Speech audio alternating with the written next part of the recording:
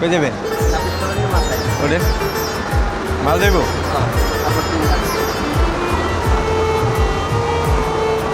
26 কলোনির মাথায় আরেকটা খেপ পেয়ে গেলাম আল্লাহর রহমতে।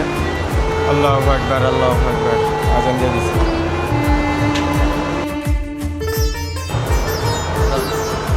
হ্যাঁ, এই দেখেন যে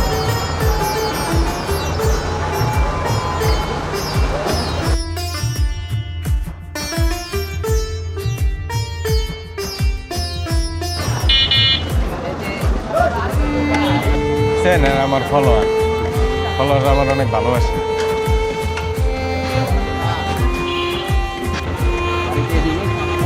অনেক কদিন ধরে ভাই চড়াই চালাই গাড়ির উপরে।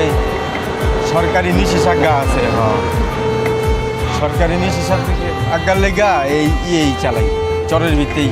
আল্লাহ যা দেয় একটু একটু করে মারি। চরের ভিতরে 8-20 টাকা বললে মনে করেন 10 জায়গায় গ্যারেজে যেতে পারি গা।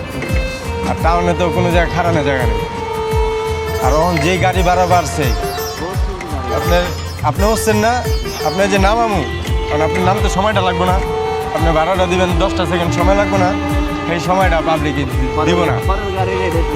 হ্যাঁ হ্যাঁ, ওই গাড়িতে আমি থাকলেও চিল্লাম, আপনি থাকলেও চিল্লেন কি ভাই, মানে কিছু কইতে পারি না। রিক্সা হয়ে আসছে কারণে ভাই একেবারে মুচির কামেও দাম আছে। চাচা কয়, আঙ্কেল কয়, কিন্তু রিক্সা লাগো ওই খালি ঘুরাও, কই যাইব এটাও কয় না।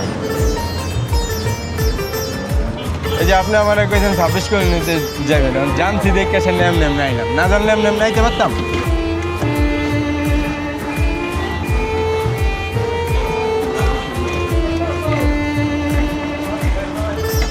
থাকতে রাখলাম ভালো করবো।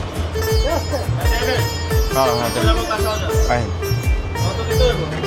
কত দিবেন? কত দিবেন আপনি? 60 টাকা দিন।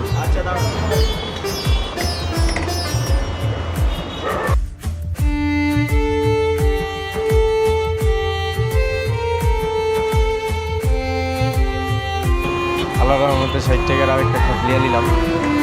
কিলার মোড়ের উদ্দেশ্যে রওনা দিলাম। একটা চক্করে যে যা দেয়, কেউ 10 টাকা কম দেয়, কেউ 20 টাকা বেশি দেয়, কিন্তু কেউ ডাক দিলে ওই খ্যাপ ছাড়া যাবো না। ওই খ্যাপ ছাড়লেই, ওই খ্যাপটা ছাড়লেই চক্করটা নষ্ট হয়ে যায়। এটা অনেক রিস্কালাররা বোঝে না। কী করে ওই 30 টাকা ভাড়া চাইছে, 30 টাকাই যাবো, 20 টাকা যাবো না।